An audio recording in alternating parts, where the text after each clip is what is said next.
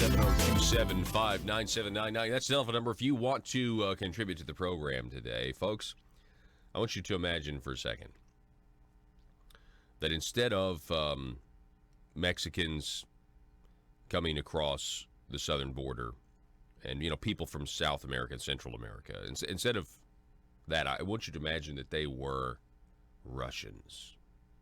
Well, can you imagine? The left would be all for border security at that point. Because we're told that Russia, by the press, is somehow terrible. In terms of they're the worst domestic or the worst international threat that we face. But then you start to kind of look around, and nobody really wants to talk about China. The president does, but a lot of other people don't seem to. Can you imagine if Russia was investing in states like ours, like Arkansas, and coming in and getting these sweet economic development deals, using our resources to send the profits back home? Do you think people would be reporting on that in a negative way? But for some reason, when China does it, it is okay. And they don't even really give it a second thought, except for programs like this one that are wondering, wonder why China is so important. I want to introduce you, folks, to Brigadier General Robert Spalding. He has a book that's coming out in October called Stealth War, How China Took Over While America's Elite Slept. General Spalding, thank you so much for being with us, sir. Good morning. Great to be here. Absolutely. Let me just start with your book. I mean, what made you want to write this book? I'm assuming it's, your experience in the U.S. Air Force. Well, so what I've been looking at for the last 6 years, Paul, is the essentially influence and infiltration of our country by the Chinese Communist Party. And, each day that, from the day in the Pentagon when I realized that we were in a completely different type of conflict that we really didn't understand, I've learned more and more about this. And so one of the reasons I got out of the military when I did, because I wasn't forced out. I voluntarily retired because I needed to get the story out to the American people. And essentially, your analogy of invasion through the southern border is really a good analogy if you look at what's going on in Hong Kong right now, because there's reports that the People's Liberation Army have essentially sent people in to begin beating the protesters, not wearing PLA uniforms, but dressed as protesters. And so it is a really interesting analogy. I'm really glad you wrote this book. I've talked to one of Arkansas's congressmen about the dangers of China several times. Congressman Rick Crawford, he's on the Intelligence Committee in the House. He's certainly aware of it. Then, of course, we've got, Peter Schweitzer, who's written about how China can get to the kids and kind of pay off and give good jobs to the kids of politicians. Why is it that this is allowed to happen? And when you say in the subheadline of your book, America's elite slept, what are some examples of them being asleep? Well, one of the things that the Chinese influence is, the Communist Party's influence is so subtle, because the only thing that they're trying to do is to condition us to continue what we've done since the end of the Cold War, and that is to believe that open markets lead to wealth and wealth leads to democracy. As long as we continue to believe that if we're open to China, that they will democratize, they use that as a tool to get inside our own country. And so not only do they, essentially appeal to their beliefs of liberal democracy and its overall inherent value to people, they also appeal to them in a financial way. And so, Biden's son gets $1.5 billion from the Chinese Communist Party to start a hedge fund. You have numerous politicians, you have numerous folks on Wall Street, you have numerous corporate leaders that essentially have financial interests aligned with the Chinese Communist Party. And so it's very easy for them to say, hey, this is really makes sense. Let's stay open so that we can help democratize China, when the Communist Party has complete control over that process. You keep using the phrase, Chinese Communist Party. I'm glad that you do, but I'd like to. There really is no distinction. I mean, that's who's in control of China, and so, for example, I'd like to get your thoughts on some of their tactics. I think one of their tactics is to try to, it's kind of strange. They're a developing nation under the World Trade Organization rules, and yet they're a developing nation that can afford to invest billions in a state like mine, a state like Arkansas, where we have, I think, 3 or 4 deals where they're going to move these, communist Chinese entities. They're going to come here. We're going to give them our taxpayer dollars, going to give them all these incentives. And I think there's something wrong with that. And now these deals have been kind of put on hold because of the administration, Donald Trump's administration, in the trade policies of what he's trying to do. But is that a tactic that kind of is part of maybe their long 100-year plan to subvert us? Is to kind of move into the country through these deals that are under the guise of economic development? Well, they do not only do that here, they do it all over the world, and it's really a pattern they repeat over and over. Most of those investments will never actually materialize. What they'll do is they'll come in and they'll promise investment. They'll get the politicians to actually believe that they're going to come in, and then they have you, because if you don't do what they say, or if you make one decision that is untoward, and they'll say, oh, because of the decision, we're not going to invest the money. But in reality, most of these investments never materialize. In fact, there was a company called Faraday Futures that was making an electric car that was a competitor to Tesla. They sited their manufacturing facility right off the departure end of Nellis Air Force Base, one of our most secure Air Force bases. Then they went to the mayor of Las Vegas and had him go to the wing commander at Nellis to say, please do not protest the fact that the Chinese Communist Party is putting a very sensitive manufacturing facility right off the departure end of your runway, because Las Vegas needs these jobs. So it is absolutely a tool for influence.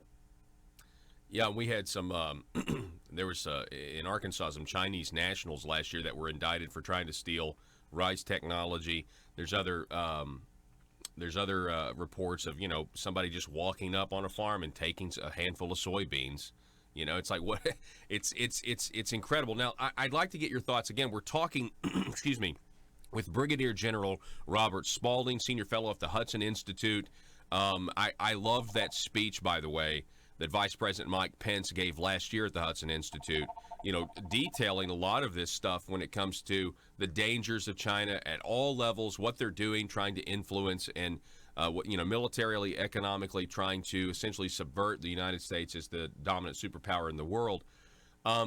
Where did some of this start? I mean, I remember Laurel Space, the missile guidance systems Bill Clinton approved in the 90s to start a. Was maybe that the beginning of these technology transfers? Are you familiar with what Bill Clinton did in, I think it was 98? Yeah, I mean, that's how they got ICBM technologies, essentially, through commercial space launch. So this has been an evolving strategy on their part. What they saw, especially after the First Gulf War, is that, okay, they could not compete militarily with the United States, and so they needed to find another way. And so there's kind of 3 things that they looked at as to how they would design their strategy. One, they believed that nuclear weapons made the probability of war between China and the U.S. very remote. Nobody wanted to go there. And so they looked for another strategy to get at the United States. So how does a weaker power take over a stronger power? And throughout history, they have been much more aligned with the idea that you have strategies that are deceptive, that don't actually bring the risk of conflict, but actually allow you to subdue a foe. So it's really about winning without fighting. And so 2 things that they saw as a result of the opening up and the end of the Cold War: globalization and the internet gave them complete access to the United States. So think about if Commodore Perry had sailed into Japan and they had just opened up their society and said, come on in. That's essentially what the Chinese saw. They said, okay, we're no longer guarding the ports. We're no longer guarding the society, because you can get access to them directly through the internet. We can drop ship you anything in the world directly to your home, including fentanyl, which could kill millions. They really realized that we were no longer fearful of losing our democracy to a totalitarian regime because we thought that we had won that confrontation, that competition with the Soviet Union, and it was just going to go away. And they said, okay, well, if they're going to sleep like this, then why should we spend a lot of money on military? We don't need to. We can slowly go in, buy up their companies, start to get their professors, their politicians, their corporate officials, their Wall Street investors to come on our side, start doing things for us, and we can slowly begin to erode the democratic principles that really underlie the United States. Again, we're talking with Brigadier General Robert S. Spalding, Senior Fellow of the Hudson Institute. His book coming out, Amazon says hardcover October 1st, 2019. Stealth War, How China Took Over While America's Elite Slept. What do you think about the president's policies toward China and the trade war that we're in, sir? Well, I think the president has, for the first time, has had a policy of trying to stand up for America's interest, which is to remain a democratic country, to grow our economy. You know, I think one of the things that you have to understand is that after China entered the WTO from 2001 to 2017, America lost over 70,000 factories and over 3.4 million manufacturing jobs, with a lot of associated support jobs. So say somewhere between 10 to 15 million Americans that had long-term blue-collar jobs with health care plans and retirement that were just wiped out. You know, he's trying to basically rebuild America by standing up for American values and for standing up for American companies and for standing up for American workers. Why do you think we still have people, though, who are in positions of power? For example, we still have people wanting to cut these economic development deals with China. I mean, to me, it seems that it is in direct odds with what we're trying to accomplish. Because a lot of these companies, particularly on Wall Street, and a lot of these corporate, Fortune 500 companies, have billions of dollars invested in China, and they don't want to see those investments harmed. And so they're much more willing to look the other way as long as they can ensure that their balance sheets and financial statements aren't impacted by, going up against the Chinese Communist Party. So it's very much a financial and an economic competition war, which is why I call it a stealth war. It's happening right in front of our eyes, and it's basically selling out the American people to ensure that they could reap profits from the Communist Party. And I totally agree with you there. I mean, I was watching a movie the other day with my wife. It was a bad movie, the Meg, about the megalodon. And the last half of the movie, it was clear that the Chinese had some influence in this movie, because they painted the coast of China and there's this wedding on this yacht with a Chinese flag flying in the beach, and it was like, kind of 1950s Americana. Everybody was having a blast. Just made China seem like this amazing place. And so you can just, if you're looking for it, you can tell what's going on, and they're certainly having an influence in Hollywood. Well, look at in 2007, you had companies like ExxonMobil, AT&T, General Electric were the top 5 in market cap in the United States. Fast forward 2018, the FANG, Facebook, Amazon, Netflix, and Google had taken over. In 10 years, you're looking at the BATs, the Baidus, the Alibabas, and the Tencent. When they have all that data that currently the Facebook and Amazon and Google are getting on American people, and they're able to overtake and use that data, they're going to be able to influence your lives and things like, what you buy, whether or not you get a job. There was a guy in Omaha, Roy Jones, that worked for Marriott Corporation. He liked to tweet about Tibet, and the Chinese called up Marriott Corporation and said, fire him. Right? Here's a guy making $15 an hour and didn't know anything about China, and all of a sudden he lost his job. So this influence is happening at the individual level, it's happening at the corporate level, it's happening at the state level, it's happening across the country and really the world.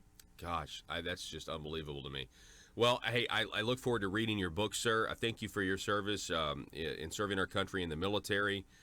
Brigadier General Robert Spalding, Senior Fellow of the Hudson Institute. Please keep up the good work. I'd love to have you on again soon and talk more about this. Thanks so much. All righty, thank you.